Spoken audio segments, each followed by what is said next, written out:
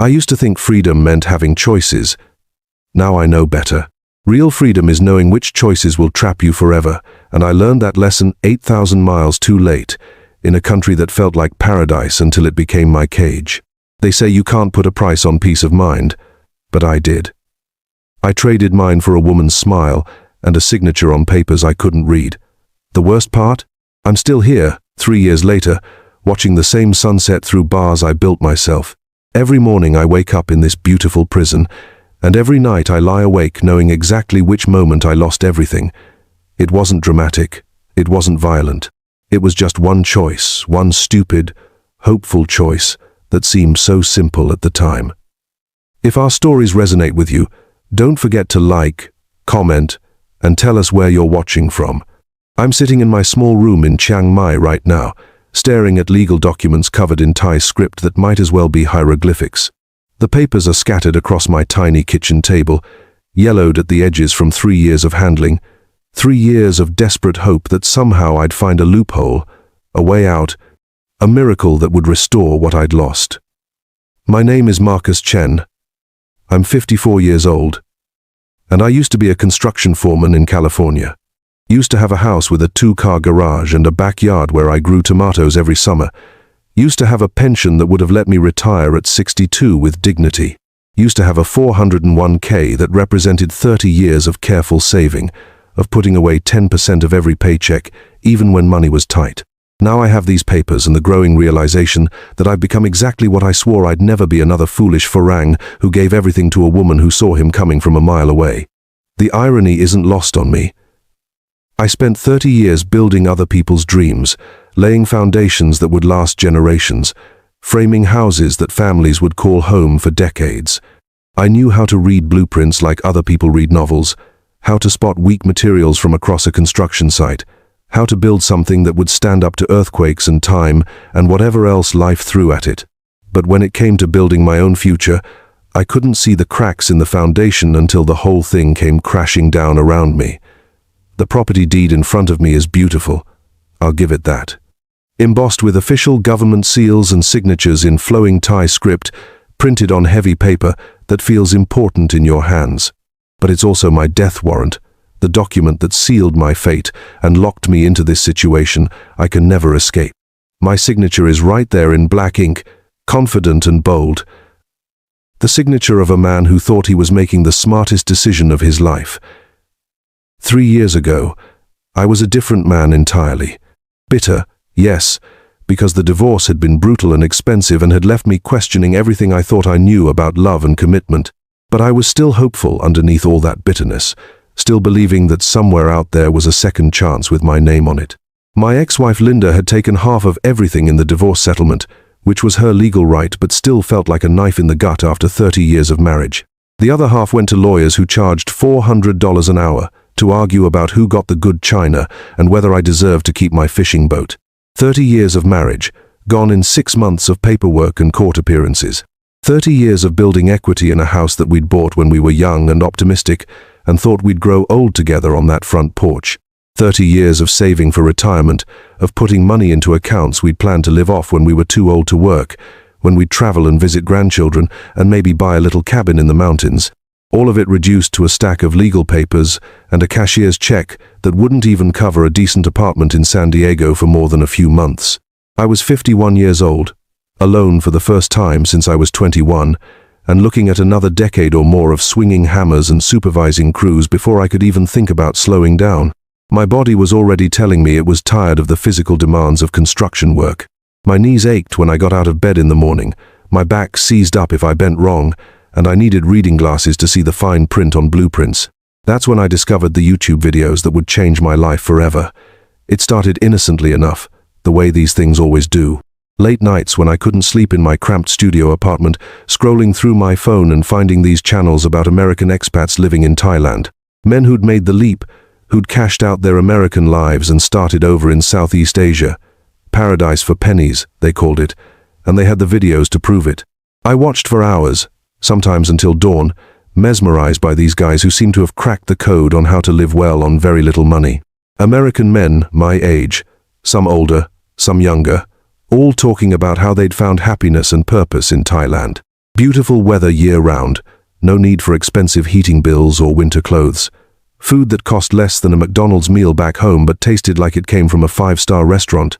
Apartments with pools and gyms that rented for less than I was paying for my studio in a sketchy part of town. And the women. God. The women in these videos were something else entirely. Young, beautiful, smiling, hanging on these ordinary American guys like they were movie stars. Thai women who seemed genuinely happy to be with Western men, who appreciated them for qualities that American women had stopped valuing years ago.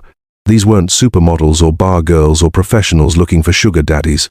They were regular women teachers, nurses, office workers who preferred dating Western men because we were supposedly more loyal, more family-oriented, more willing to commit to long-term relationships. You don't need much to live like a king here. One guy said, in a video I must have watched 20 times. He was standing on his balcony overlooking a tropical paradise, mountains in the distance, palm trees swaying in the breeze.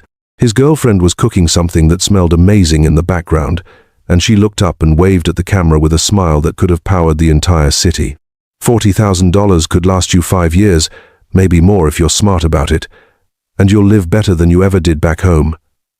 I did the math on my phone calculator, adding up my cashed-out $401k, my pension buyout that the union had reluctantly agreed to, and the small inheritance from my father who died the year before the divorce. It came to exactly $179,847.23 after taxes and penalties. Not enough to retire comfortably in California, where a decent one-bedroom apartment cost $2,000 a month and a trip to the grocery store could easily run $100.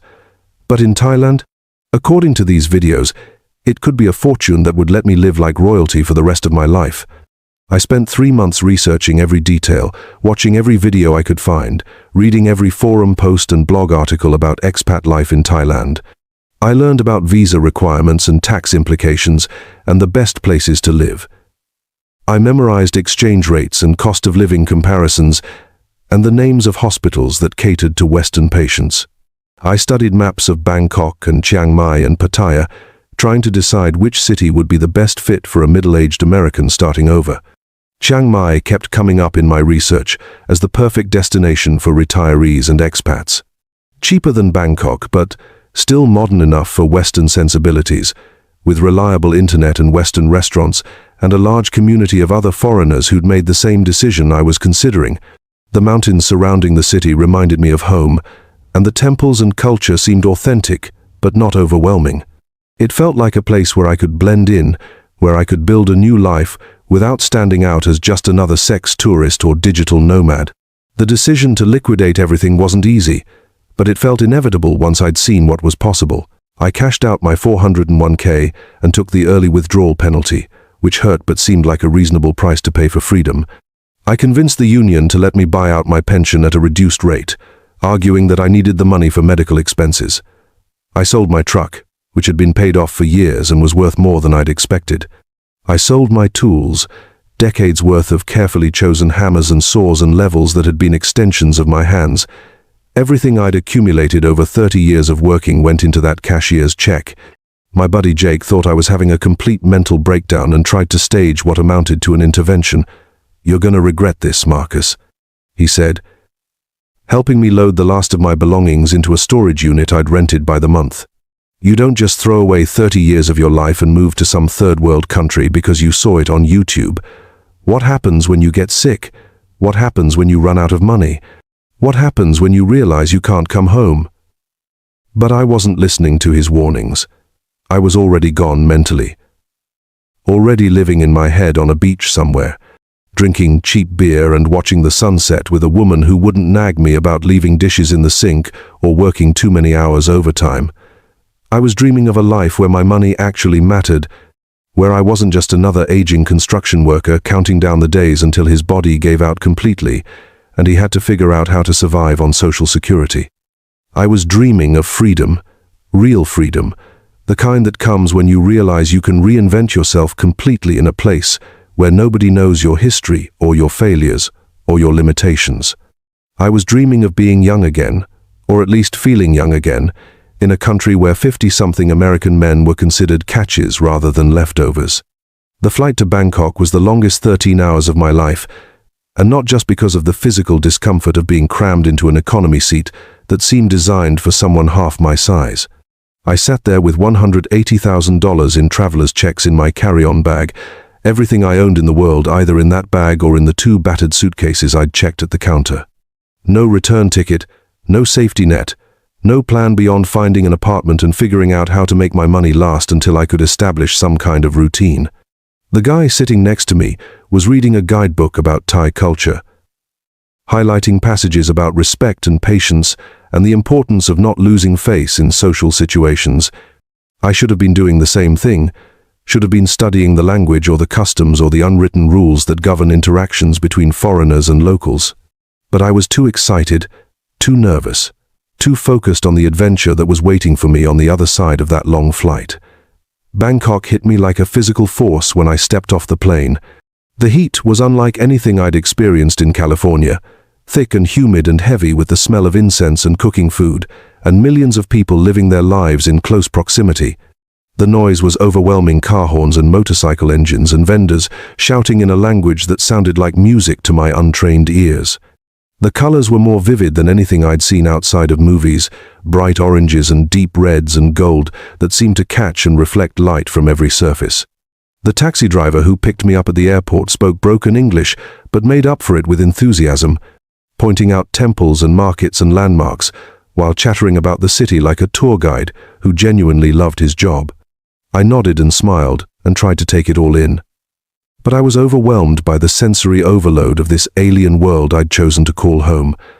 Everything was different: the architecture, the signs, the people, the very air itself. I felt like an astronaut who'd landed on a planet that was almost but not quite like Earth. I spent my first week in a hotel near Khao San Road, the famous backpacker district that I'd read about in guidebooks. It was exactly what I'd expected, and nothing like what I'd prepared for pure chaos disguised as organized fun. Street food vendors set up on every corner, selling things I couldn't identify, but that smelled absolutely incredible. Tuk-tuks weaved through traffic that seemed to follow rules I couldn't understand. Young travelers from all over the world stumbled around getting drunk and loud and having adventures they'd remember for the rest of their lives. I wasn't young anymore, wasn't looking for that kind of adventure, but there was something energizing about being around all that life and possibility and optimism. I ate meals that cost less than a cup of coffee back home but tasted like they'd been prepared by master chefs. I bought clothes from street vendors for a few dollars that would have cost me 50 times that in any American mall. I started to believe that maybe Jake was wrong. Maybe I wasn't having a breakdown. Maybe I was having the breakthrough I'd been searching for without even knowing it. After a week of playing tourist and getting my bearings, I took an overnight bus to Chiang Mai. The journey was long and uncomfortable, but it gave me time to think about what I was really doing, what I was really hoping to find in this new life I was creating. The bus was full of locals going about their daily business, and I was struck by how normal it all seemed. These weren't exotic people living exotic lives. They were just people, workers and students and families trying to get from one place to another, trying to make their way in the world just like people everywhere. Chiang Mai was everything the videos had promised and more. Smaller than Bangkok but still cosmopolitan, with a perfect blend of ancient culture and modern convenience. Mountains surrounded the city like protective walls, and temples seemed to appear around every corner, their golden spires catching the morning sun like beacons. The expat community was visible but not overwhelming: Western faces in coffee shops and restaurants, English voices mixing with Thai in the markets, a sense that foreigners were welcome but not necessary. I found a serviced apartment in the Niman area, a modern building with a pool and a gym and reliable air conditioning. The monthly rent was about $400, which would have been maybe 1 week in a comparable place back home. The apartment was small but clean and modern, with a kitchen I could actually use and a balcony that looked out over the city toward the mountains. For the first time since leaving California, I started to feel like I might actually be able to make this work. The first month was like falling in love with life all over again. I explored temples that had been standing for centuries, marveling at the intricate carvings and the peaceful atmosphere that seemed to permeate these sacred spaces. I learned to navigate the street food scene, pointing at dishes I couldn't pronounce and discovering flavors I'd never experienced. I made friends with other expats at the Sunday market, guys who'd made the same leap I was making, who were generous with advice and warnings and invitations to join their social circles. There was Tom, a retired high school teacher from Oregon, who'd been in Thailand for 5 years and seemed to know everyone in the expat community. He introduced me to the best restaurants and the most reliable visa agents, and the doctors who spoke English. There was Pete, a former software engineer from Australia who'd burned out on the corporate world and decided to live on his savings while figuring out what he really wanted to do with his life. There was Ray, a divorced guy from Texas who'd met his Thai wife through a dating website and seemed genuinely happy in a way that made me believe this whole adventure might actually work out.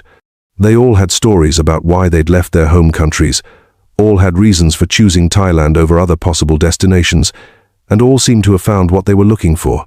They warned me about common scams and cultural misunderstandings and the importance of keeping some money in reserve for emergencies. But they also painted a picture of a life that was simpler and cheaper, and somehow more authentic than what any of us had left behind. But it was the attention from local women that really made me believe I'd found some kind of paradise. Not just their beauty, though they were undeniably beautiful, but the genuine interest they seemed to show in Western men. Walking through the night market, I'd catch smiles and little waves from vendors who seemed happy to see a foreign face. In restaurants, servers would practice their English with me, asking about America and laughing at my clumsy attempts to speak Thai. After 30 years of marriage to a woman who barely looked up from her phone when I walked into a room, this kind of attention was intoxicating. I'd forgotten what it felt like to be noticed, to be appreciated, to be seen as interesting rather than just familiar. These women treated me like I had stories worth hearing, like my opinions mattered, like my presence was a gift rather than an obligation. It was probably just good customer service and cultural politeness, but it felt like something more, something I'd been missing without even realizing it. That's how I met Sirada, and that meeting changed everything that came after. I was eating alone at a Western-themed restaurant called Buffalo Bill's, trying to work up the courage to order something more adventurous than a cheeseburger and French fries, when she approached my table with a smile that seemed to light up the entire restaurant. She was small, maybe 5'2", with long black hair that she wore in a simple ponytail and dark eyes that seemed to take in everything at once. She wore the restaurant's uniform, a red checkered shirt and denim shorts, that reminded me of old Western movies, but she carried herself with a confidence and grace that made her seem older and more sophisticated than her 24 years. "Excuse me," she said, her English careful but clear, each word pronounced with the kind of precision that comes from studying a foreign language seriously. "You are American, yes? I am practicing English for my night school class. Would you mind if I practice with you? Only if you have time, of course." I looked up from my menu, probably with my mouth hanging open like an idiot, struck not just by her beauty but by something else I couldn't quite name. She seemed genuinely interested in talking to me, genuinely curious about who I was and where I came from. Back home, women my age looked right through me like I was invisible, like I was just part of the furniture. Here was this gorgeous young woman asking for my help, treating me like I had something valuable to offer, like my time and attention were worth something. "Sure." I managed to say, gesturing to the empty chair across from me, "I'm Marcus, from California." "Oh, California," she said, her eyes lighting up with what seemed like genuine excitement. "Like Hollywood? I love American movies very much. Do you work in the movie business?" I had to laugh at that. "No, nothing that exciting. I'm in construction. I build houses." "You build houses?" she said, and I swear she looked impressed rather than disappointed. "That is very important work. Very strong work." She made a little gesture like she was feeling my arm, which made me laugh again. "In Thailand, we have great respect for men who build things, who work with their hands. It shows good character." The conversation flowed easier than I'd had with anyone in years. Her name was Sirada. She'd been working at Buffalo Bill's for 2 years while putting herself through night school to improve her English, and she had dreams of someday opening her own restaurant. She asked about my life in America, about California and what it was like to live there, about why I decided to come to Thailand. I found myself telling her things I hadn't planned to share about the divorce, about feeling lost and purposeless, about looking for a fresh start in a place where I could reinvent myself. "You seem lonely," she said at one point, and it wasn't a question but a statement delivered with such gentle understanding that it almost brought tears to my eyes. I understand lonely. It is very hard to be alone in a new place, even when that place is beautiful. Sometimes especially when it is beautiful, because then you wish you had someone to share the beauty with. When my food arrived, she didn't leave to attend to other customers the way I'd expected. She stayed and continued talking, asking about American food and my family, and my plans for the future in Thailand. Other diners needed attention, but she seemed more interested in our conversation than in doing her job efficiently. When her shift finally ended, she asked if I wanted to see the night market. "I will show you the real Thailand," she said with a conspiratorial smile. "Not the tourist Thailand that they show in guidebooks. The Thailand where real people live and work and dream." We walked through the Saturday night market together, her hand occasionally touching my arm to guide me through the crowds or point out something interesting. She introduced me to vendors she knew, translated the names of dishes I'd been curious about but afraid to try, negotiated better prices for things I wanted to buy. I felt like I had a personal guide, someone who actually cared about my experience, someone who wanted me to fall in love with her country the way she seemed to be falling for me. At the end of the evening, standing outside my apartment building under a sky full of stars, I'd never seen so clearly in light-polluted California. She looked up at me with those dark eyes and said something that hit me harder than I'd expected. "You are a good man, Marcus. I can tell. I feel safe with you, safer than I have felt with any man in a long time. Thank you for letting me practice my English, but more than that, thank you for listening to me like what I say matters." I walked up to my apartment that night feeling like I was floating 6 inches off the ground. I'd been in Thailand for 6 weeks, and I'd just met a woman who seemed to see something in me that I'd forgotten existed. She was young and beautiful and intelligent and kind, and she was interested in me, not my money or my visa status or what I could do for her, but me as a person. I fell asleep that night with her smile burned into my memory and her voice echoing in my head. "You are a good man, Marcus." Over the next few weeks, Sirada and I fell into a routine that felt as natural as breathing. I'd come by the restaurant most evenings when she was working, order something simple, and sit at the same corner table where she could talk to me between serving other customers. When her shift ended, we'd explore the city together, ancient temples where monks still lived and prayed, bustling markets where vendors sold everything from hand-carved furniture to exotic fruits I'd never heard of, quiet coffee shops where she'd practice her English, and I'd practice the Thai phrases she was patiently teaching me. She was an excellent teacher, patient with my terrible pronunciation and encouraging when I got frustrated with my slow progress. When I finally managed to order a meal in Thai without embarrassing myself too badly, she clapped her hands like I'd just won an Olympic medal. When I stumbled through my first conversation with a taxi driver entirely in Thai, she beamed with pride, like I was her own personal success story. She told me about her family parents who lived in a small village about an hour outside Chiang Mai, younger siblings she was helping to support through her job at the restaurant, dreams of someday saving enough money to open her own place, where she could serve the traditional northern Thai food her grandmother had taught her to make. I told her about my life in California, about the construction business and the satisfaction of building something permanent and useful, about the divorce that had left me feeling like a failure at the one thing I'd thought I was good at. "In Thailand, we have a saying," she told me one evening as we sat by the river watching the sun set over the mountains. "My Penrai, it means no problem, but it is more than that. It means don't worry about things you cannot change. You cannot change your past, Marcus. You can only work to make your future better." It was exactly what I needed to hear from exactly the person I needed to hear it from. Here was this wise, beautiful woman telling me that my past didn't define me, that I could start over, that I deserved happiness regardless of my previous failures. I was falling in love, not just with her but with the possibility of becoming the man she seemed to think I already was. The physical relationship developed slowly and naturally. without pressure or expectation on either side.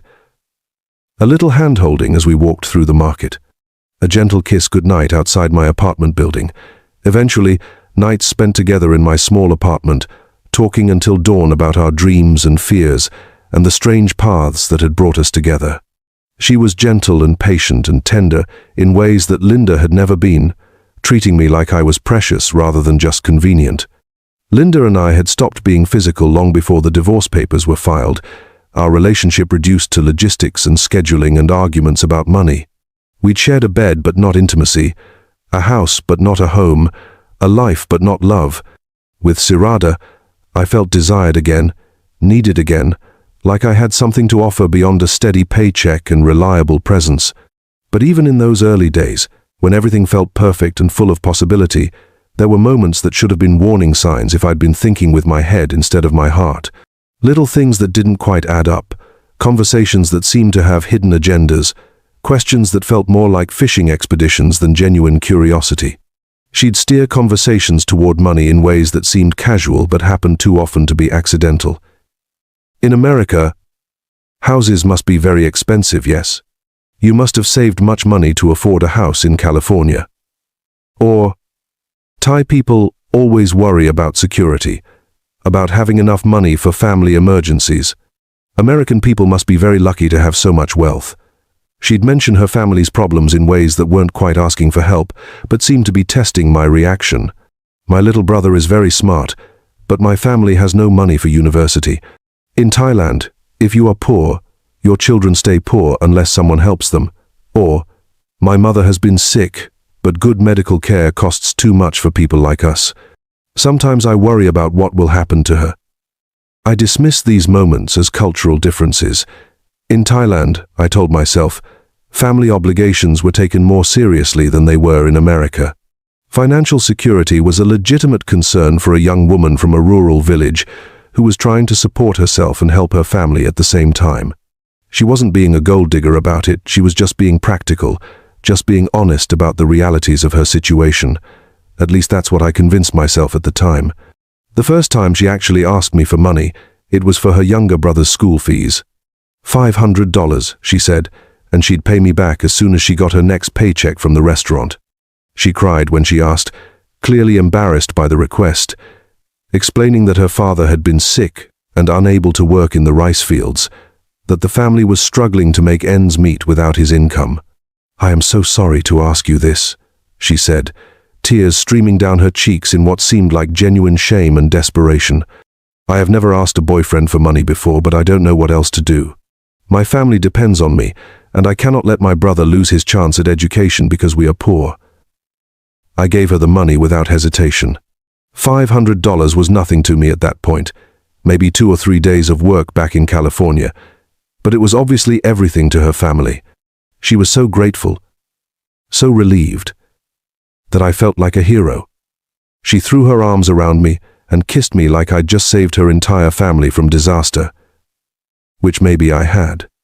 "You have saved us," she whispered in my ear. "I will never forget this kindness. You are more than boyfriend to me now, you are family." But the requests kept coming after that, slowly at first, but with increasing frequency. Her mother needed medication that wasn't covered by the government healthcare system. Her sister needed money for her upcoming wedding, which would be a disaster for the family's reputation if they couldn't afford proper celebrations. The family's motorcycle had broken down, and they couldn't afford repairs, which meant her father couldn't get to work even when he was feeling well enough. Each time, Sirada would approach me with tears in her eyes, clearly ashamed to be asking again, promising that this would be the last time, swearing that she'd find a way to pay me back even though we both knew her salary at the restaurant wasn't enough to cover these kinds of expenses. "I hate that I have to keep asking you for help," she'd say, her voice breaking with what seemed like genuine anguish, "but my family has no one else to turn to. You are the only person who can save us from these problems." Each time, I'd give her what she asked for, telling her not to worry about paying me back, that I was happy to help people I cared about. I was starting to feel like a provider again, like I had a purpose beyond just existing day to day, in my comfortable but meaningless routine. Here was a family that needed me, that appreciated me, that saw me as the solution to problems that would have been impossible for them to solve on their own. I was the American with deep pockets who could make their financial worries disappear with a simple bank transfer. I was the generous boyfriend who understood that love meant taking care of the people who mattered to the person you loved. I was the hero who could swoop in and fix things that were broken, just like I'd been doing with houses and buildings for 30 years. 3 months into our relationship, I was feeling confident enough to meet Sirada's family. She'd been mentioning them constantly, telling me how excited they were to meet the American who was making their daughter so happy, how grateful they were for the help I'd provided during their recent difficulties. We took a Songthieu, a converted pickup truck that served as public transportation to her village, about an hour outside Chiang Mai, on roads that got progressively worse as we moved away from the city. The village was exactly what I'd expected from watching travel documentaries and reading guidebooks: rice fields stretching to the horizon, simple wooden houses built on stilts to protect against flooding, chickens and dogs wandering freely through dirt roads where children played games I didn't recognize. It was poverty, but it was clean poverty, dignified poverty, the kind that comes from hard work rather than laziness or addiction. Sirada's parents greeted me with shy smiles and respectful ways, the traditional Thai greeting that shows respect by pressing your palms together and bowing slightly. They spoke almost no English, but their warmth was unmistakable and immediate. They'd prepared a feast for my visit, inviting neighbors and extended family members to come meet the American who was dating their daughter. Tables had been set up in the yard under tarps to protect against the sun, and the amount of food they'd prepared seemed impossible given what I assumed were their limited resources. I was treated like visiting royalty. The men gathered around me, asking about America and my work and my impressions of Thailand, with Sirada translating questions and answers that became increasingly animated as the beer flowed. The women fussed over me constantly, making sure my plate was never empty and my beer was always cold, giggling when I attempted to compliment their cooking in my broken Thai. Children stared at me with wide-eyed curiosity. I was apparently the first American some of them had ever seen in person. I felt welcomed and accepted in a way I'd never experienced, even in my own family. These people barely knew me, but they were treating me like a son, like someone who belonged, like someone whose presence was a gift rather than an obligation. My own parents had been distant and critical, more concerned with appearances and status than with genuine connection. Linda's family had tolerated me at best, always making it clear that they thought their daughter could have done better than a blue-collar construction worker. But Sirada's family saw me differently. They saw me as a success, as someone who'd accomplished something meaningful with his life, as someone worthy of their daughter's love and their own respect. When they looked at me, they didn't see a divorced, middle-aged man running away from his failures. They saw an American with resources and education and opportunities, someone who could provide security and stability for their daughter and maybe help improve their own circumstances in the process. Sirada's father, a weathered man in his 50s whose hands showed the calluses and scars of decades of farm work, communicated with me through gestures and expressions when language failed. He showed me his rice fields with obvious pride, explaining through Sirada's translation how the flooding cycles worked and why this year's crop was particularly promising. He showed me his simple tools, a wooden plow that looked ancient, hand-forged sickles that had been sharpened so many times they were half their original size, and demonstrated techniques that had been passed down through generations.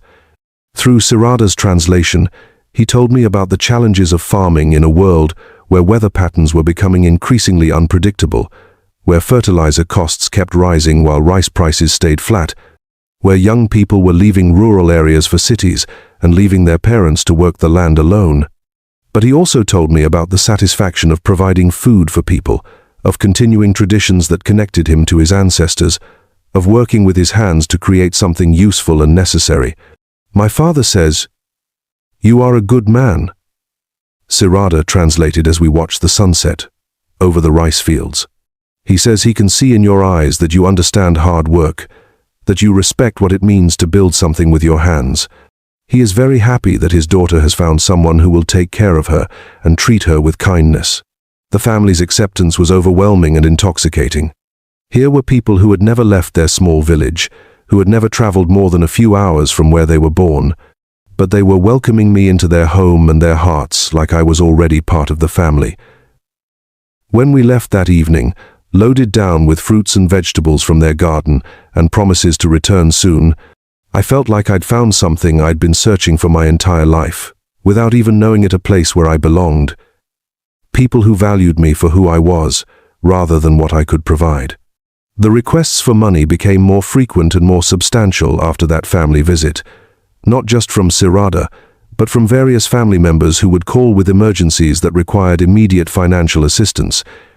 Her mother called one evening, crying about medical bills for tests that had revealed a serious condition requiring expensive treatment. Her brother called to explain that he'd been offered a job that required him to buy a motorcycle for transportation, but he didn't have the money for a down payment. Her sister's husband called to say he'd lost his job and they needed help with rent to avoid being evicted. Each request came through Sirada, who would translate their desperate pleas and look at me with hopeful eyes that seemed to carry the weight of her entire family's financial security. I was no longer just her boyfriend. I was their lifeline, their connection to resources they could never access on their own, their insurance policy against the kind of poverty that could destroy families and dreams. "My mother is so scared about her health," Sirada would explain after translating one of these calls. "The doctors say she needs surgery, but it costs more money than our family has ever had at one time. She says she would rather die than ask you for help, but I told her that you are generous and kind and would want to help if you could." I gave them what they asked for, every single time. It wasn't really about the money at that point. I had plenty, more than I could spend on myself in years of comfortable living in Thailand. It was about being needed, being appreciated, being seen as someone who could solve problems and make life better for people I was learning to love. Every transfer I made, every emergency I helped solve, made me feel useful in a way I hadn't experienced since the divorce destroyed my sense of purpose and self-worth. But somewhere in the back of my mind, a voice that sounded suspiciously like my buddy Jake was whispering warnings that I didn't want to hear. The money was flowing out faster than I'd anticipated when I'd made my careful budget back in California. Between my own living expenses, which were still quite reasonable by American standards, the increasingly frequent gifts to Sirada's family, and the small loans I'd started making to other expats who'd hit temporary rough patches, my financial cushion was shrinking more rapidly than I'd planned. I was still comfortable, still had plenty of money left to maintain my lifestyle for years to come, but the rate of spending was accelerating in ways that made me nervous when I actually sat down and calculated the numbers. I'd come to Thailand with $180,000 and had already spent more than $40,000 in less than 6 months. At this rate, my savings would last maybe 5 years instead of the 10 or 15 I'd originally planned for. When I mentioned these concerns to Sirada during one of our evening walks along the river, she was understanding but didn't seem particularly worried about the financial implications. "Money is for spending, Marcus," she said with the kind of philosophical certainty that comes from growing up poor. "We invest in family, in relationships, in building a future together. Money comes and goes, but family lasts forever. In Thailand, we believe that when you help others, the universe finds ways to help you in return." It was a beautiful sentiment, the kind of wisdom that sounded profound when delivered by someone as lovely as Sirada in a setting as romantic as a tropical riverside at sunset. And it aligned perfectly with the values I'd been trying to embrace since leaving my old life behind: generosity over selfishness, community over individualism, love over money. But it also made me nervous in ways I was having trouble articulating, even to myself. I'd spent my entire career being careful with money, saving for the future, building security against uncertainty and emergency. This new approach felt reckless and dangerous, even if it was philosophically appealing and emotionally satisfying. I was trading financial security for social acceptance, investing my retirement savings in relationships that felt real and meaningful but might not actually be what they seemed.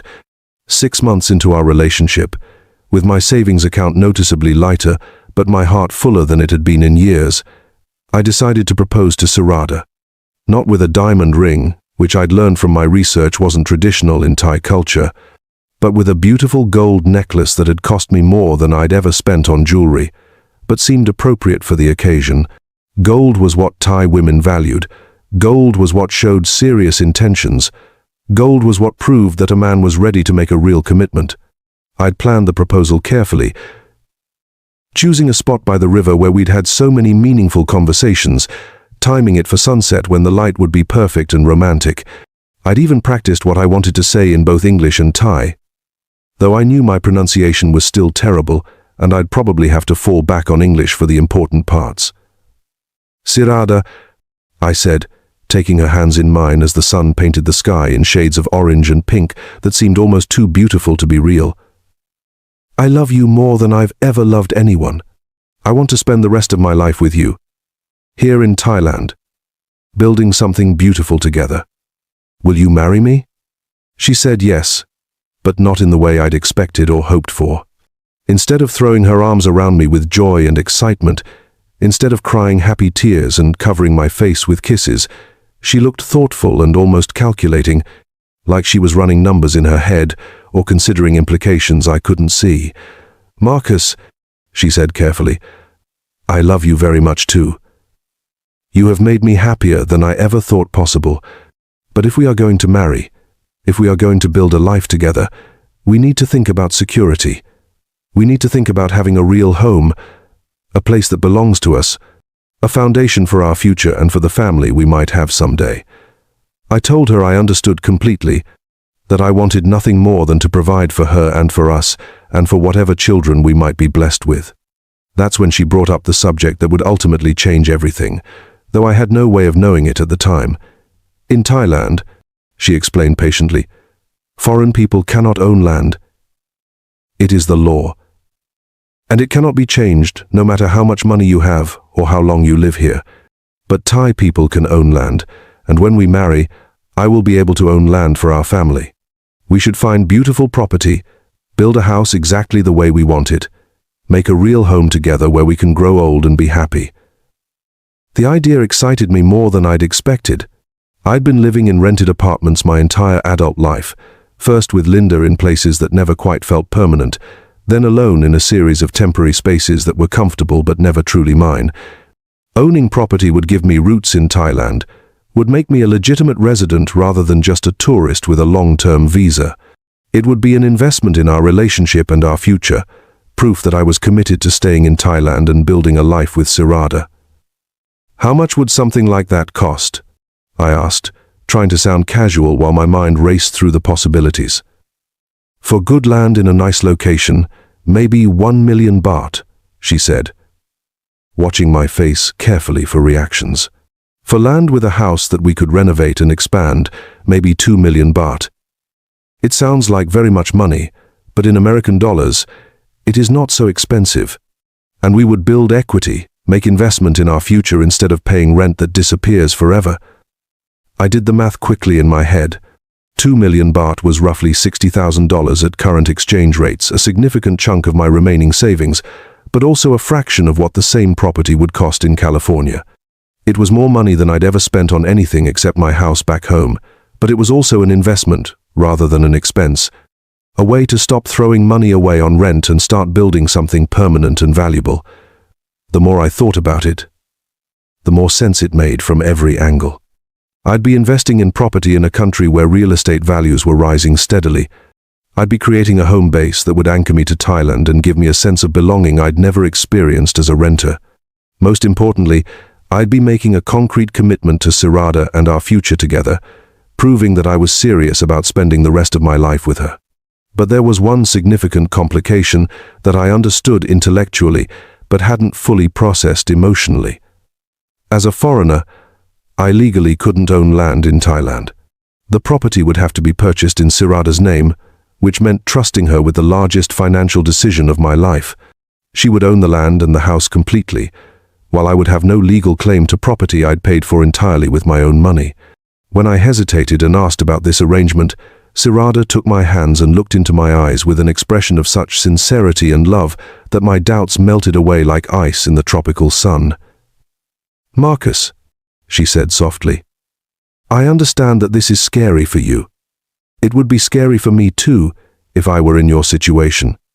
But when we marry, what belongs to me belongs to you also. I will put the land in my name because the law requires it, but it will be our land, our house, our future together. I would never do anything to hurt you or take advantage of your trust.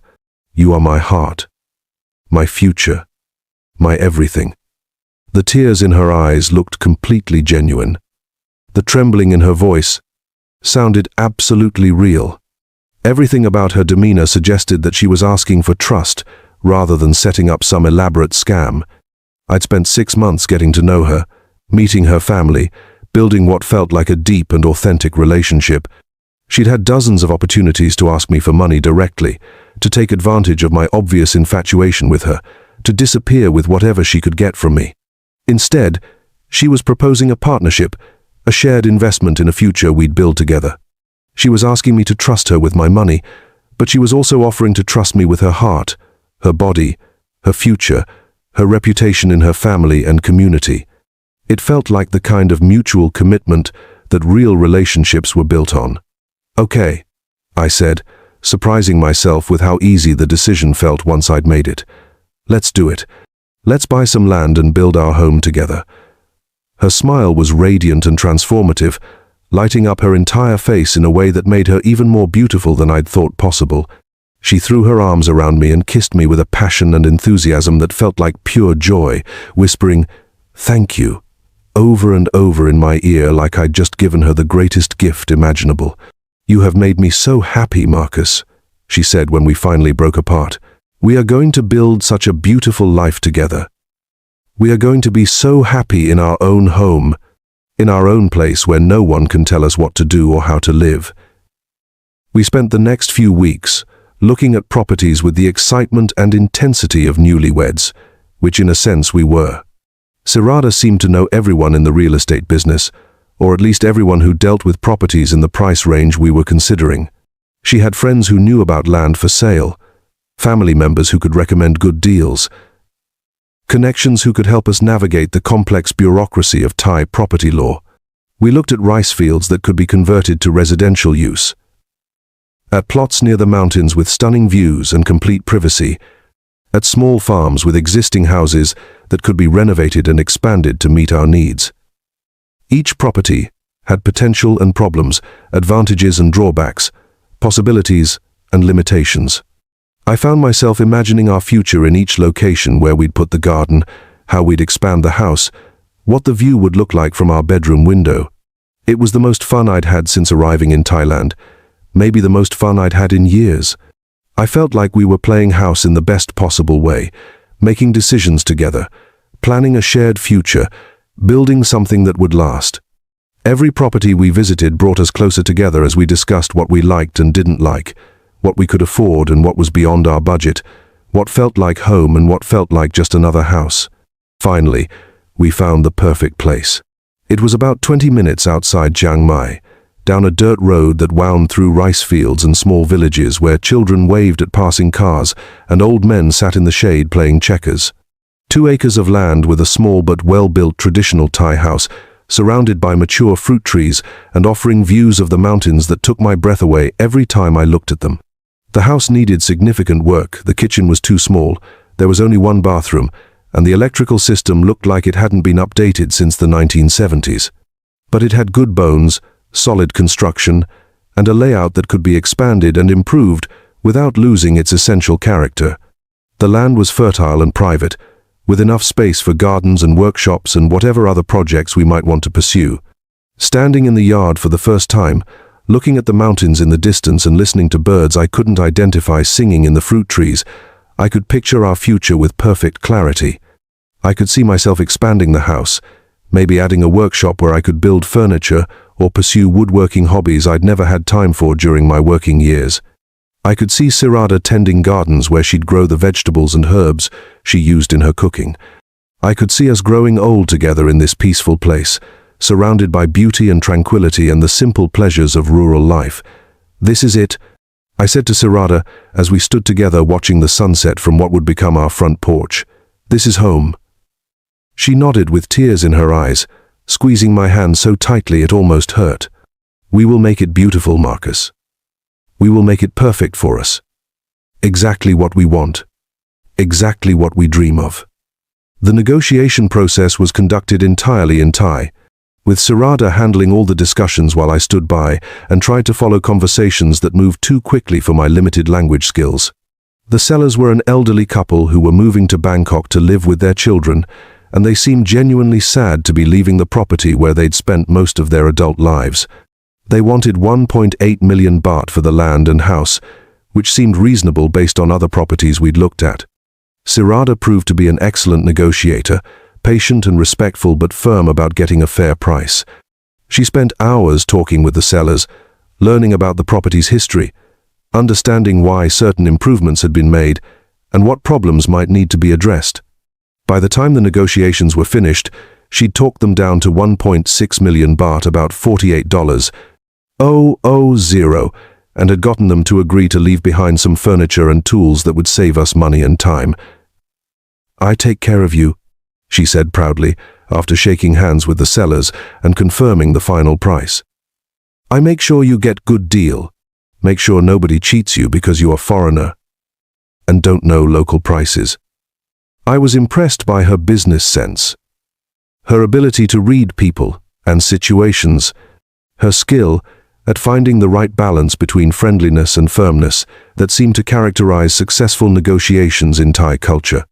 Having her handle the process made me feel protected and cared for, like I had a partner who would look out for my interests even when I couldn't look out for them myself. The legal process of buying property in Thailand turned out to be significantly more complicated than I'd anticipated, full of regulations and requirements and bureaucratic procedures that seemed designed to confuse and frustrate foreigners. When I suggested that we should hire our own lawyer to review the documents and explain the process, Sirada assured me that her cousin was a lawyer who could handle everything for us at no charge. "He is family," she explained. "He will make sure everything is done correctly, make sure all papers are legal and proper. Why should we pay stranger lawyer when we have family lawyer who cares about our success?" She would take care of all the paperwork, all the translations, all the bureaucratic details that were beyond my ability to understand or navigate. All I had to do was sign where she told me to sign and transfer the money when everything was ready. It seemed like a reasonable division of labor. She handled the local complexity, while I provided the financial resources that made the whole thing possible. "Trust me," she said when I expressed some nervousness about signing documents I couldn't read. "I know how to do this correctly. I will protect you and make sure everything is done according to law." I should have insisted on hiring my own lawyer, someone who worked for me rather than for Sirada's family. I should have demanded word-by-word translations of every document, even if it took days and cost hundreds of dollars in translation fees. I should have taken the time to understand exactly what I was signing, what rights I was giving up, what protections I did or didn't have under Thai law. But I was in love, deeply and completely in love, in a way I hadn't been since I was young and stupid and thought love could conquer any obstacle. I was trusting, not just in Sirada but in the whole process, in the idea that good intentions and honest communication could overcome legal complexity and cultural differences. And I was eager, desperately eager, to start this new phase of our life together, to stop being a renter and become an owner, to stop being a visitor and become a resident. When Sirada handed me papers to sign, I signed them without hesitation. When she explained what various documents meant, I believed her completely. When she assured me that everything was being done legally and properly, I took her word for it without question. I was completely dependent on her honesty, her competence, her love for me, and I never doubted any of those things for even a moment. The day we signed the final papers was one of the happiest days of my life, right up there with my original wedding day and the day I got my contractor's license back in California. We went to the land office in Chiang Mai, a grey concrete government building that smelled of cigarettes and photocopier toner and the kind of bureaucratic inertia that seems universal regardless of country or culture. The process took most of the day: forms to fill out in triplicate, documents to review and verify, fees to pay to various officials whose exact function in the process wasn't entirely clear to me. I sat in uncomfortable plastic chairs for hours, signing papers covered in Thai script that might as well have been ancient hieroglyphics, while Sirada handled all the translations and negotiations and explanations. "This paper confirms that you are providing money for purchase," she'd explain patiently. "This paper says that land will be registered in my name according to Thai law. This paper says that you understand and agree to all legal requirements for foreign people in Thailand. I signed everything she put in front of me because I had no choice and no alternative. I couldn't read Thai, couldn't understand the legal language, couldn't navigate the bureaucracy without her help and translation. I was completely dependent on her honesty and competence, trusting that she would protect my interests even when I couldn't protect them myself. When the process was finally completed and we walked out of the government building with a deed in Sirada's name and a receipt showing that I'd transferred $48.000 from my bank account to complete the purchase, she was practically glowing with excitement and pride. "We did it, Marcus," she said, throwing her arms around me right there in the parking lot, while other people smiled at this obvious display of young love. "We have our own home now. We have our own land, our own future, our own place in Thailand." I felt triumphant and accomplished, like I'd just completed the most important transaction of my life. I'd bought property in a foreign country, established permanent roots in Thailand, made a concrete commitment to my new life and my relationship with Sirada. The deed might have been in her name for legal reasons, but it was our property, our investment, our shared future made tangible and real. I was no longer just a tourist with a long-term visa or an expat living in rented accommodation. I was a property owner, a resident with a genuine stake in the country I'd chosen to call home. I had a place that belonged to me, or at least to us, a foundation on which we could build whatever kind of life we wanted to create together. The first few months after buying the property were absolutely blissful, like an extended honeymoon that seemed to get better every day. We spent weekends at the house, planning renovations and improvements, working in the garden, imagining our future in every room and corner of the property. I hired local workers to expand the kitchen, to add a proper modern bathroom, to install air conditioning in the master bedroom, to upgrade the electrical system to handle modern appliances. Sirada supervised all the work with the skill and attention to detail of a professional project manager, translating my ideas and specifications, making sure everything was done to my standards, negotiating with contractors to get the best prices and highest quality. She seemed to know everyone in the construction business, or at least everyone who worked in our area, the best places to buy materials, the most reliable electricians and plumbers, the craftsmen who could do custom work at reasonable prices. We bought furniture together, shopped for appliances, picked out paint colors and tile patterns and light fixtures. Every decision was made jointly, with long discussions about style and function and budget.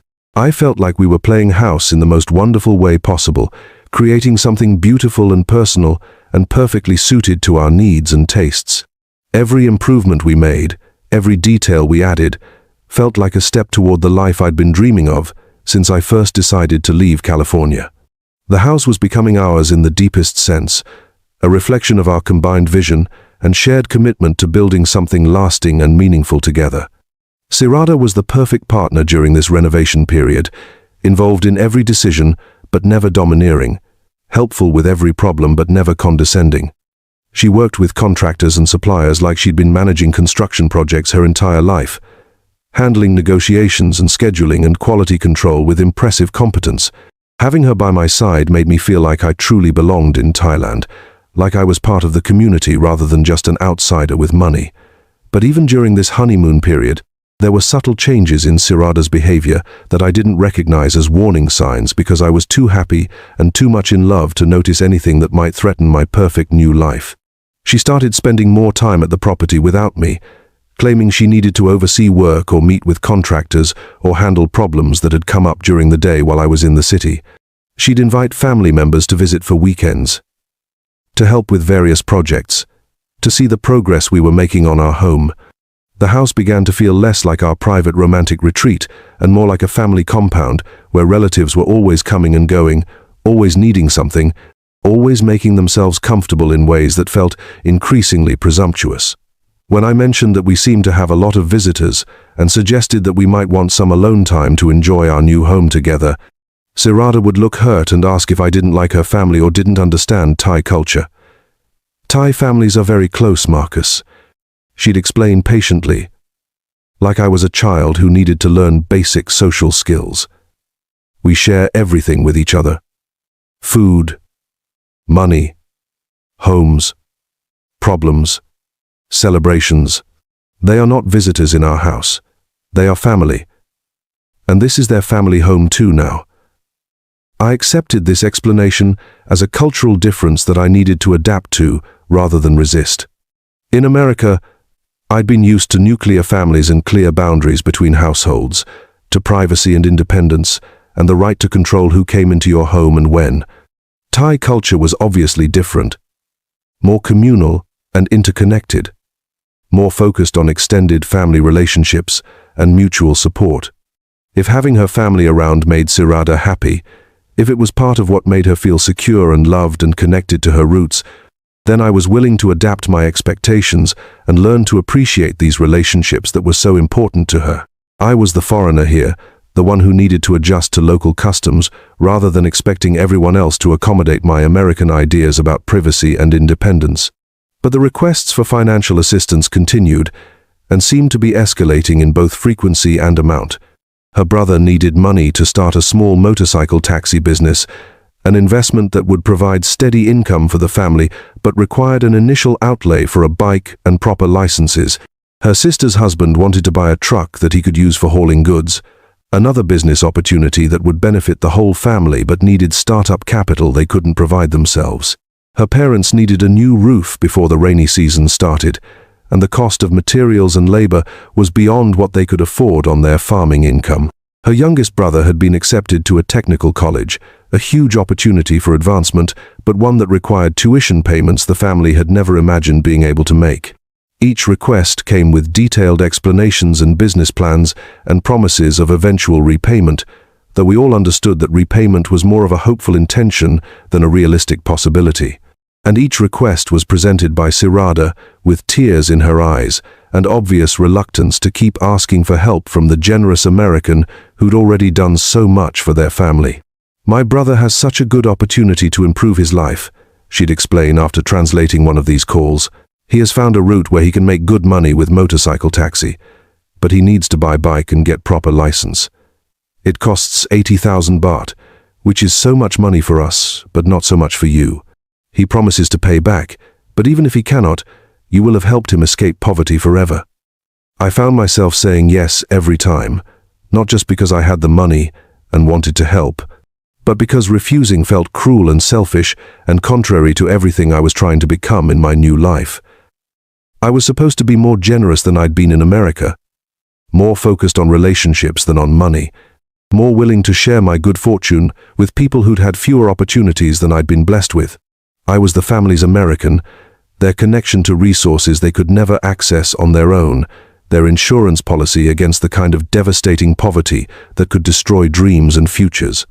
Every time I helped solve one of their problems, I felt useful and needed and appreciated in ways that made me feel good about myself and confident that I was building something meaningful and lasting. The spending was starting to worry me, though. Between the property purchase, the renovation costs, the ongoing family loans, and my own living expenses, I was burning through my savings much faster than I'd anticipated when I'd made my original budget back in California. I'd come to Thailand with $180,000 and had already spent more than $80,000 in less than a year.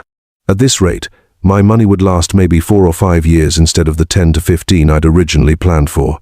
When I tried to discuss these financial concerns with Sirada, she was understanding and sympathetic, but didn't seem to share my anxiety about the long-term implications. "Money is meant to be used to help people we love," she said with the kind of serene confidence that made me feel petty and selfish for worrying about numbers on bank statements. "You cannot take money with you when you die, but the good you do for others lasts forever. In Thailand, we believe that generosity creates good karma that comes back to you when you need it most." It was beautiful philosophy, the kind of wisdom that made perfect sense when delivered by someone as lovely as Sirada in the context of our romantic new life together. And it did align with the values I was trying to embrace, putting relationships above money, caring about people more than possessions, building a life based on love and connection rather than accumulation and security. But it also made me nervous in ways I had trouble articulating, even to myself. I'd spent 30 years being careful with money precisely because I'd seen what happened to people who weren't careful, who trusted too much or spent too freely, or failed to plan for emergencies and setbacks. I'd seen good people lose everything because they'd been generous when they should have been cautious, trusting when they should have been suspicious. 8 months after buying the property, I decided to have a serious conversation with Sirada about our financial situation and our long-term plans.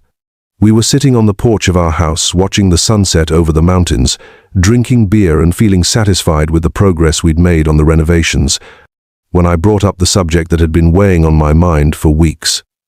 "Sirada," I said carefully, trying to choose words that would express my concerns without sounding accusatory or selfish. "I love being able to help your family, and I want to continue helping them however I can. But I'm starting to worry about our long-term financial security. We're spending money faster than I'd planned, and I need to make sure we're building something sustainable for our future together." Her response surprised me with its intensity and immediacy. Instead of the understanding and discussion I'd hoped for, she seemed hurt and defensive, almost offended that I'd brought up the subject at all. "You think I am wasting your money?" she asked, her voice sharp with an emotion I'd never heard from her before. "You think my family is taking advantage of your kindness? You think I don't understand the value of money because I come from poor village?" "No," I said quickly, realizing that I'd somehow stepped into dangerous territory without meaning to. "That's not what I meant at all. I just think we need to be more careful about budgeting, more planned about big expenses. I want to make sure we can keep helping your family without putting our own future at risk." "Your money? Or our money?" she asked, and there was something cold and calculating in her voice that I'd never heard before. "What do you mean? We are together now, Marcus. We bought house together. We plan future together. We share everything together. But you talk about money like it still belongs only to you, like I am just your girlfriend who you give allowances to when you feel generous." I tried to explain that I wasn't being selfish or possessive, that I was just trying to be responsible about our shared future. But every word I said seemed to make her angrier and more upset. The conversation spiraled into an argument about commitment and trust, and whether I really saw her as an equal partner or just as a beautiful accessory to my expat fantasy.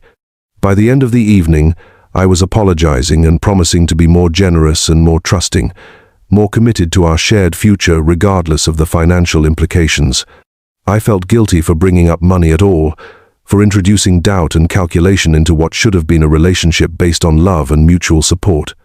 Looking back now, I can see that this conversation was the turning point where our relationship dynamic shifted from partnership to something much more complicated and potentially dangerous. But at the time, I just felt ashamed of my American obsession with money and security, guilty for not fully embracing the generous spirit that had brought me to Thailand in the first place. The changes in Sirada's behavior became more obvious and more troubling after that conversation, though I still didn't recognize them as warning signs because I was too invested in maintaining the illusion of our perfect relationship.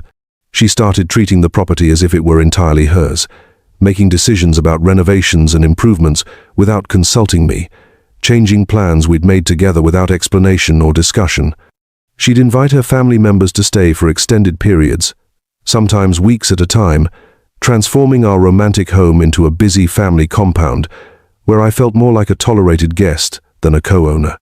When I'd suggest that we needed some private time together, some space to nurture our relationship without constant family involvement, she'd look hurt and ask if I was rejecting her culture and her values.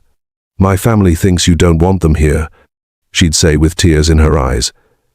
"They think maybe you don't really accept them. Maybe you just pretend to like them because you want to sleep with me. They are starting to worry that you will change your mind about Thailand, about me, about everything we have built together." I'd end up apologizing and reassuring her that I loved her family and was grateful for their acceptance, that I was just tired from work or stressed about visa issues or adjusting to cultural differences.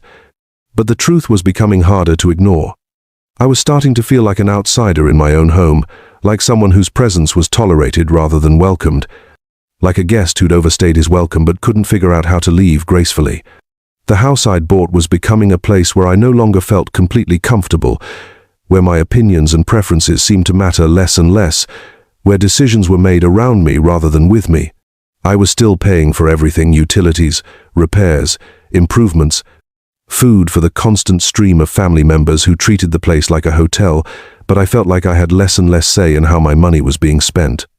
The final confrontation came during a family gathering at the property, a celebration of something I can't even remember now, but that seemed to require a huge party with dozens of relatives and neighbors and friends. There was traditional music and dancing, enormous amounts of food, and drinking that went on late into the night.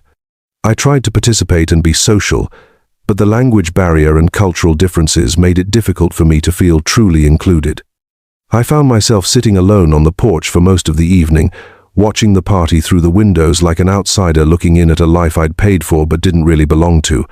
When the celebration finally wound down and people started leaving, Sirada's father approached me with a serious expression and spoke to me in Thai for several minutes while Sirada translated. He was thanking me for my generosity, for taking care of his daughter, for helping his family during difficult times. But there was something in his tone and his expression that made me uncomfortable, something that felt more like an expectation than gratitude. What exactly did he say? I asked Sirada after her father had left with the last of the relatives. He said, "Thank you for taking care of family," she replied, but she seemed reluctant to provide details. He said, "You are a good man, very generous with family." "Is that all?" She hesitated for a long moment before answering. He also said he hopes you will continue to help family in future. He said family relationships are very important in Thai culture, and when you join family, you accept responsibility to help when family needs help. I felt a chill run down my spine. This wasn't gratitude for past help.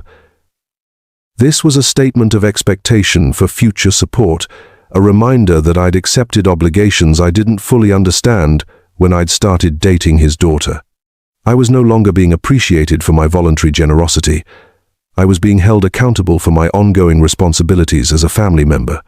That night, lying in bed next to Sirada in the house I'd bought but increasingly didn't feel was mine, I tried to process what I was really feeling and what it meant for our future together. I'd come to Thailand looking for love and acceptance and a simpler life, and I'd found all of those things in ways that had exceeded my wildest dreams. But I'd also found obligations and expectations and pressures that I hadn't anticipated, a role as the family's financial provider that felt more like a job than a relationship.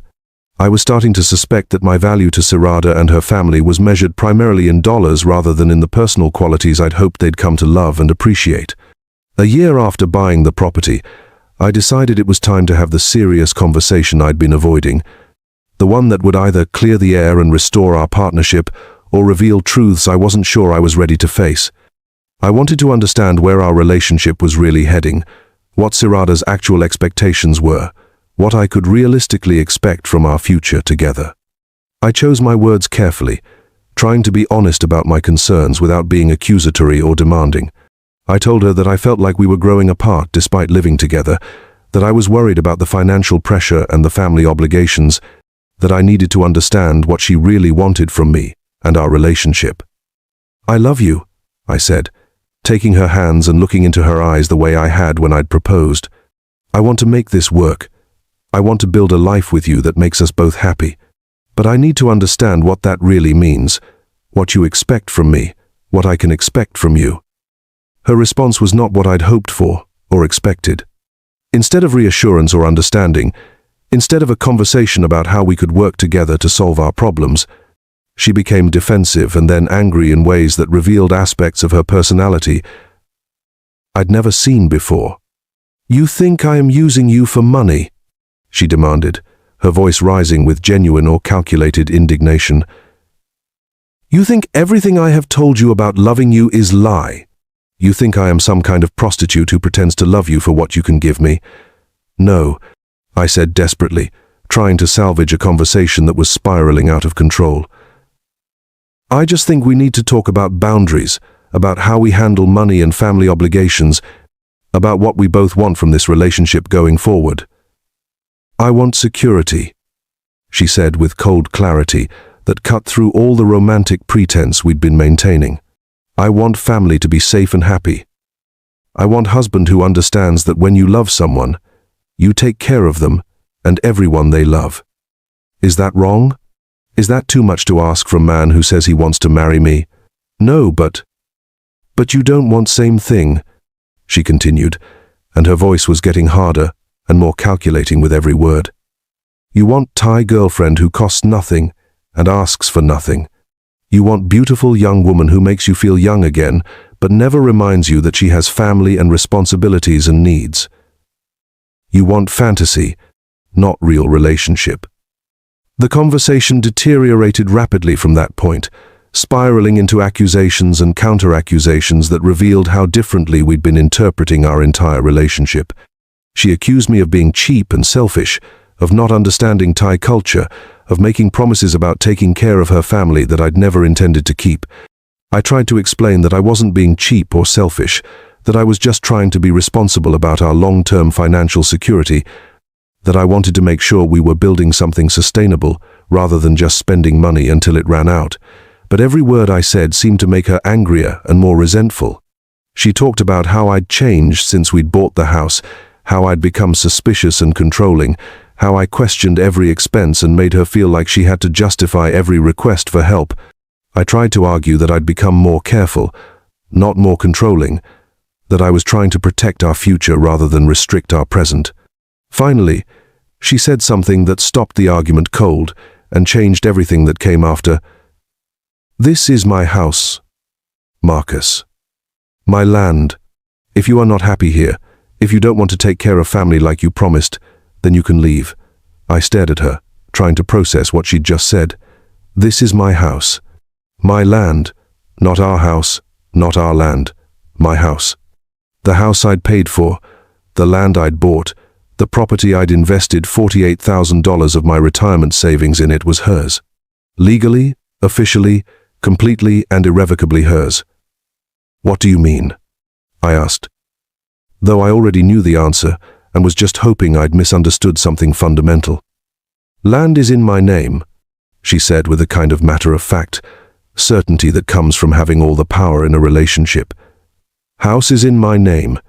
Everything is in my name because Thai law requires it. I own everything. You live here because I let you live here. The words hit me like a physical blow, like being punched in the stomach by someone I'd trusted completely. I'd known intellectually that the property was in her name, had understood that Thai law required foreign property purchases to be structured this way. But I'd never considered that she might use this legal reality as a weapon against me, as a way to end arguments and assert control over our relationship. I'd trusted that we were partners, that the property being in her name was just a technicality required by law, a legal formality that didn't change the reality of our shared investment and mutual commitment.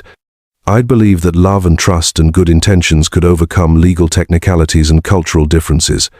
But looking at her face, seeing the cold calculation in her eyes, seeing how easily she'd shifted from loving girlfriend to property owner, asserting her legal rights, I realized how completely and naively I'd been fooling myself. She wasn't just stating a legal fact. She was drawing a line in the sand, making it clear who had the power in our relationship and who was dependent on whose goodwill for basic shelter and security. I paid for this property, I said, my voice barely above a whisper because I was afraid of what she might say next. And I am very grateful, she replied with the kind of patronizing politeness that makes gratitude sound like an insult. You gave money, I gave love and companionship and home. But gratitude does not mean I owe you forever. If you are not happy with our arrangement, if you cannot accept Thai culture and family obligations, then you are free to go back to America. That night was the longest and most terrible of my life. I lay in bed next to Sirada, listening to her breathing, trying to understand how I'd gotten myself into this situation and what my options were for getting out of it. I'd come to Thailand with $180,000 and dreams of starting over. Now I had maybe $60,000 left, no legal claim to property I'd bought with my own money, and a girlfriend who just reminded me that I was living in her house by her permission rather than by right. I started doing desperate math in my head, trying to figure out whether I could afford to cut my losses and go home to California. A flight back to the US would cost at least $1,200. I'd need money for a security deposit on an apartment, money to buy a car, money to live on while I looked for work. At 52 years old, with no recent employment history and a year-long gap in my resume, Finding a construction job wouldn't be easy or quick. I'd need at least $20,000 to get back on my feet in America, probably more given how much living costs had increased during my time away. That would leave me with maybe $40,000 to live on while I rebuilt my life from scratch. Not enough to maintain any kind of decent lifestyle while I figured out how to restart a career I'd walked away from. The worst part was that I couldn't afford to leave, but I also couldn't afford to stay on the current trajectory. I was trapped financially and emotionally in a situation that was becoming more toxic and controlling every day. I'd invested so much money and emotional energy in this relationship and this new life that walking away felt impossible, but staying felt like accepting a kind of imprisonment I'd never imagined when I'd bought my ticket to paradise. Over the next few weeks, I started paying much closer attention to the dynamics of my relationship with Sirada and her family, trying to understand how I'd missed so many warning signs and whether there was any way to restore some balance to a situation that had become completely one-sided. I noticed how she'd invite family members to stay at the house without asking my opinion, how she'd make decisions about property improvements and changes without consulting me, how she'd treat me more like a tenant than a partner. When I tried to assert some control over decisions about the house I'd paid for, she'd remind me patiently but firmly that it was her property and her decision to make. When I'd suggest that we needed some private time together without constant family involvement, she'd act hurt and ask why I was rejecting her culture and her values. "You knew when you decided to live in Thailand that family is very important here," she'd say with the kind of patient condescension that made me feel like a child being lectured about basic social skills. "You cannot have Thai girlfriend and American family privacy. If you want to be part of Thai family, you must accept Thai family obligations." I started researching my legal options, visiting lawyers in Chiang Mai to ask about my rights and possible remedies for my situation. The news was uniformly bad and consistently depressing. Thai law was absolutely clear about foreign property ownership, and I'd willingly and legally transferred ownership of the property to Sirada. I had no legal recourse, no way to force her to sell the property or return my money, no protection against her changing the terms of our arrangement whenever she felt like it. One lawyer, a kind older Thai man who spoke excellent English and seemed genuinely sympathetic to my situation, was particularly blunt about my options and prospects.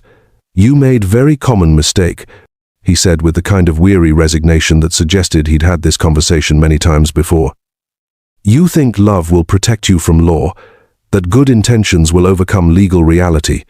But law is law, regardless of emotions or relationships. Your girlfriend owns property completely. You own nothing and have no legal rights to anything." "What can I do?" I asked, though I was already afraid of the answer. "You can leave Thailand and go back to America," he said, "or you can stay and try to work out some arrangement with your girlfriend.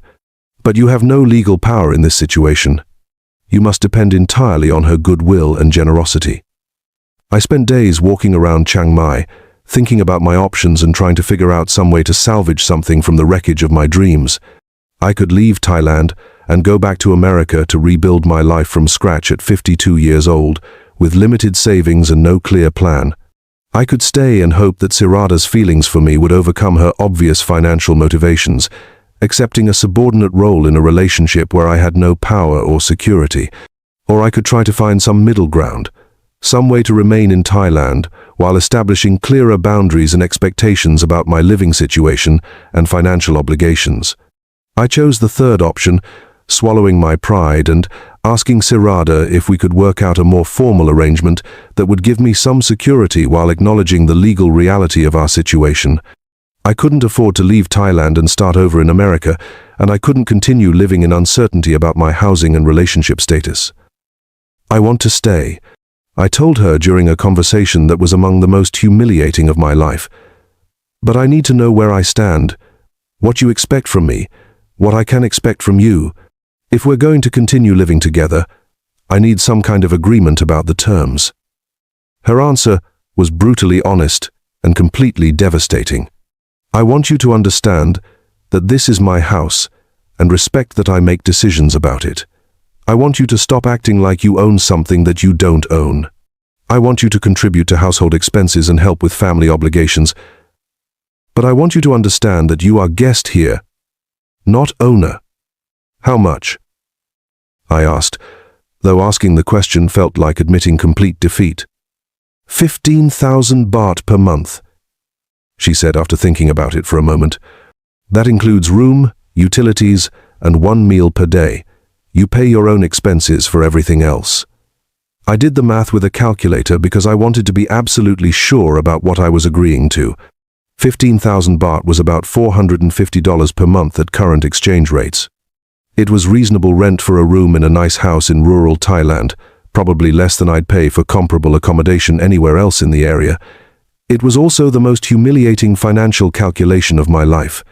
I would be paying rent to live in the house I'd bought with my retirement savings, sleeping in the bedroom I'd paid to renovate, eating meals prepared in the kitchen I'd paid to expand, using the bathroom I'd paid to modernize.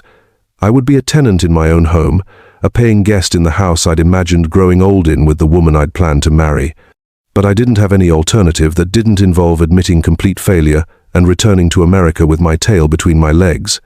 Okay, I said, hating myself for the words even as I spoke them. But I want everything in writing. I want a rental agreement that spells out exactly what I'm paying for and what my rights are. She looked surprised by the request, maybe even a little hurt. You don't trust me to keep my word? I trust you. I lied, because the truth would have made everything even more difficult. But I want everything clear so there are no misunderstandings or arguments later. The rental agreement we worked out was simple, comprehensive, and absolutely devastating to my dignity and self-respect. I would pay 15,000 baht per month for a small bedroom in the house, with access to shared bathroom and living areas. The rent included utilities and 1 meal per day, prepared according to Sirada's schedule and preferences. I would have no say in household decisions, no right to invite guests without permission, no claim on any improvements I might make to the property. In return, I would have a place to live and the right to stay as long as I paid rent on time and didn't cause problems for Sirada or her family. The agreement could be terminated by either party with 30 days' notice, though we both understood that I had nowhere else to go, while she had dozens of other options for tenants or living arrangements. Sirada typed up the agreement in both Thai and English. We both signed it in front of a local official who stamped it with the kind of bureaucratic authority that made it feel legally binding. And just like that, I became a tenant in my own home. The woman I'd planned to marry had become my landlord. The property I'd bought as an investment in our shared future had become my prison. That was 2 years ago. I've been living under this arrangement ever since, paying rent to stay in the house I bought, maintaining a civil relationship with the woman who manipulated me into giving her everything I'd worked for during 30 years of construction work. It's not the life I dreamed of when I cashed out my 401k and flew to Thailand with visions of freedom and love and adventure.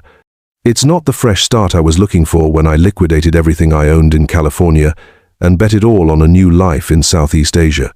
It's just survival, day by day, in a situation I can't escape and can't improve, making the best of choices I can't undo and consequences I have to live with for the rest of my life. My daily routine is simple, predictable, and profoundly depressing. I wake up at 6 a.m. in my small bedroom, the same room where Sirada and I used to sleep together when we were lovers instead of landlord and tenant. I shower in the bathroom I paid to renovate, brush my teeth at the sink I chose and installed, look at myself in the mirror I bought and hung on walls I painted. I eat breakfast in the kitchen I expanded, food prepared by Sirada or her mother according to schedules and menus I have no input on. Sometimes it's Thai food that I've learned to appreciate. Sometimes it's simple rice and vegetables. Sometimes it's leftovers from whatever the family ate the night before. I'm grateful for the meal because it's included in my rent, but eating it reminds me every morning of my status as a paying guest rather than a family member. I spend my days doing odd jobs for other expats in the Chiang Mai area, work that pays enough to cover my rent and personal expenses, but not enough to save money for any kind of escape or alternative. I help people with visa runs to the border, translate documents from Thai to English, fix things around their houses that they don't know how to repair themselves. It's not steady work and it's not well-paid work, but it's work that doesn't require a lot of startup capital or official permits. The expat community in Chiang Mai is smaller than you might think. And my story has become something of a cautionary tale that gets shared in bars and coffee shops as a warning to newcomers. I'm the guy who trusted too much, who ignored the red flags, who let loneliness and hope blind him to obvious manipulation. I'm the example other expats point to when they want to scare their friends away from making similar mistakes. Evenings are the worst part of every day. I sit on the porch of the house I paid for, watching the sunset over the land I bought, listening to Sirada's family laugh and talk and make plans in the living room I furnished with my own money. I'm not unwelcome exactly, but I'm not really included either. I'm the American who lives in the back room, the former boyfriend who pays rent to the family, the cautionary tale who serves as a reminder of what happens when you trust too much. Sirada and I maintain a cordial relationship that's probably healthier than what we had when we were pretending to be in love. We're polite to each other, sometimes even friendly, but the romance is completely gone, and we both know it will never come back. How could it?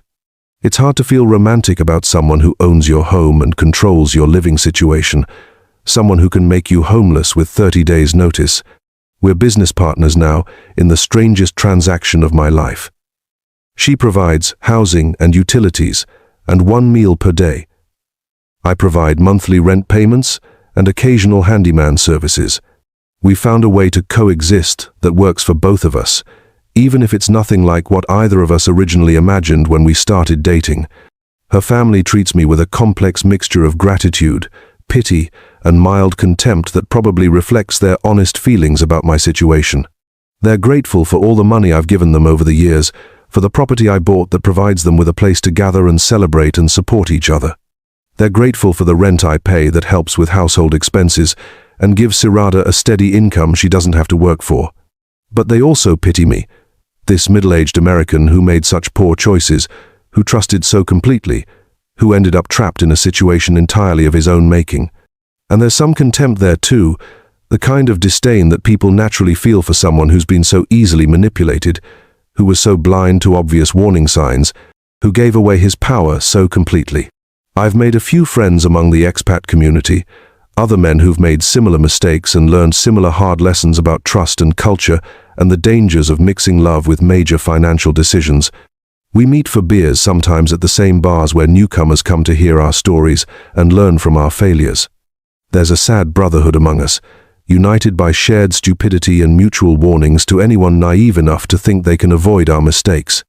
There's Tom, the retired teacher who lost his entire pension to a bar girl in Pattaya, who convinced him to invest in a restaurant that never existed.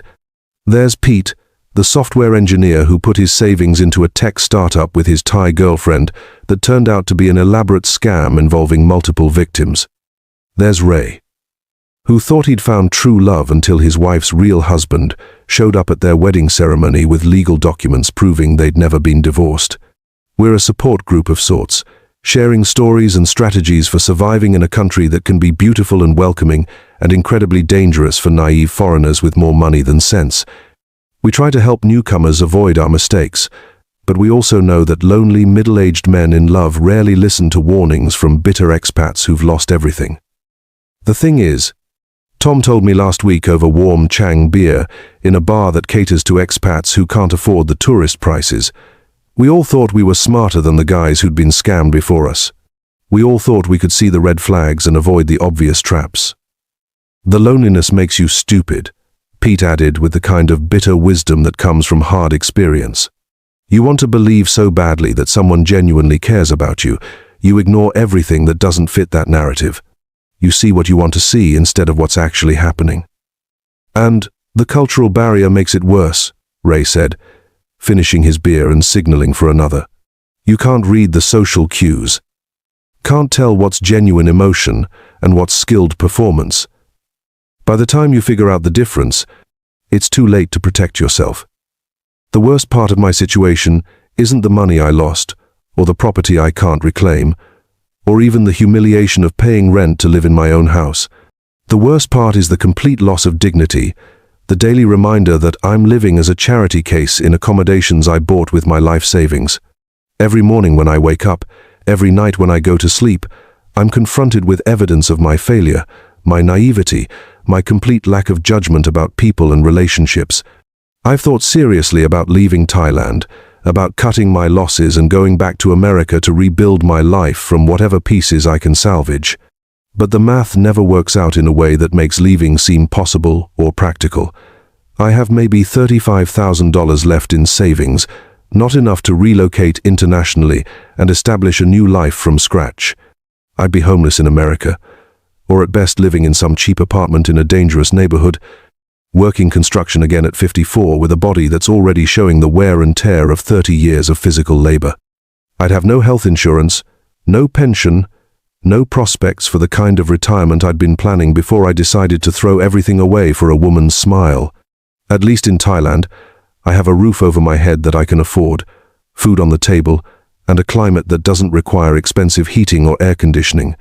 I have friends who understand my situation and a community that accepts me despite my obvious failures. I have a routine that works, even if it's not the routine I'd planned or hoped for. So I stay. I pay my rent on time.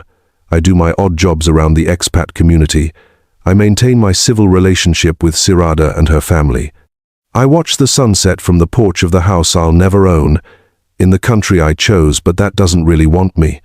I'm not living exactly, but I'm surviving, and some days that feels like enough.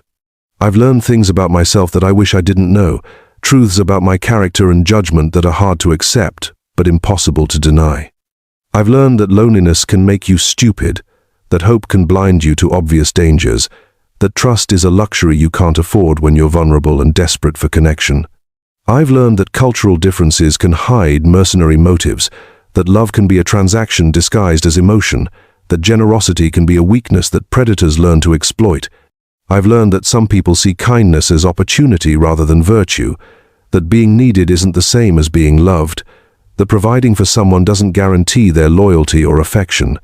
But I've also learned things about resilience and adaptation, about finding small pleasures in a life that didn't turn out the way you planned it. I've learned to speak passable Thai, to appreciate flavors and foods I'd never encountered in California, to find peace in Buddhist philosophy, even when I can't bring myself to believe in reincarnation or karma. I've learned that you can survive almost anything if you're willing to lower your expectations and redefine success in terms that fit your actual circumstances rather than your original dreams. I've learned that dignity is partly about what happens to you, but mostly about how you choose to respond to what happens to you. Most importantly, I've learned that some choices create permanent consequences that can't be undone, only endured. The signature I put on those property papers 3 years ago changed my life in ways that are irreversible and absolute.